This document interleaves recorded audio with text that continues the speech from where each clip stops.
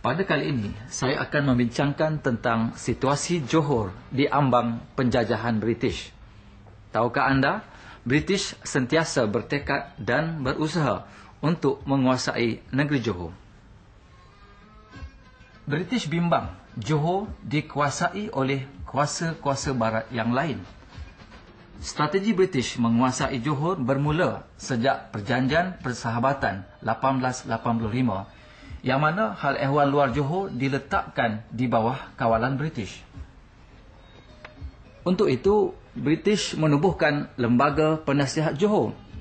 Lembaga Penasihat Johor telah menasihati Sultan agar meminjam sebanyak $200,000 untuk membina landasan kereta api dari Johor ke Singapura sebagai muslihat untuk mengawal keuangan negeri Johor. Muncullah Datuk Abdul Rahman bin Andak berjaya menghidu muslihat British.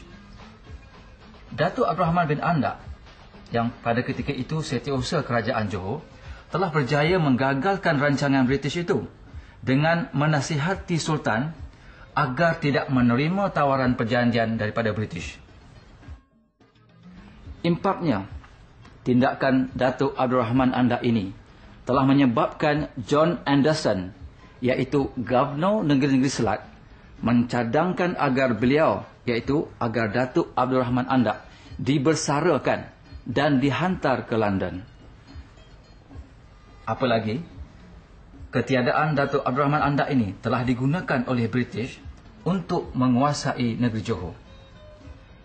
Sultan Ibrahim terpaksa meminda Undang-Undang Tubuh Kerajaan Johor bagi membolehkan pihak British menjadi ahli dalam Majlis Mesyuarat Negeri.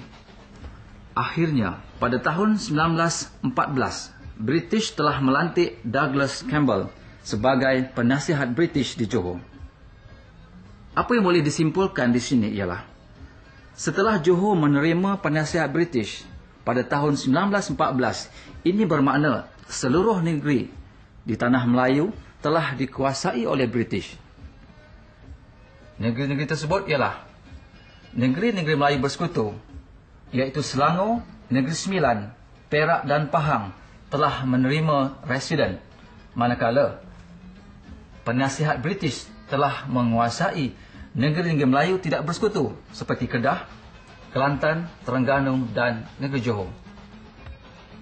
Penasihat British sentiasa berusaha bagi mengukuhkan kuasa dengan memperkenalkan corak pentadbiran barat.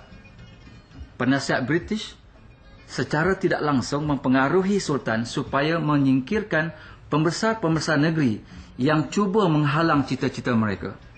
Tahukah anda bahawa semua negeri di tanah Melayu telah dijajah oleh British tanpa peperangan? Kenapakah hal tersebut berlaku? Ya, sudah pastilah sikap tidak berwaspada pembesar Melayu terhadap tipu helah British telah memberi laluan kepada British untuk menjajah negeri-negeri tanah Melayu. Oleh itu, negara amat memerlukan pemimpin yang berani dan berpandangan jauh seperti tokoh Datuk Abdul Rahman Andak. Pemimpin yang berkarisma dan berwawasan ini sangat penting untuk memacu kemajuan dan juga memelihara kestabilan negara.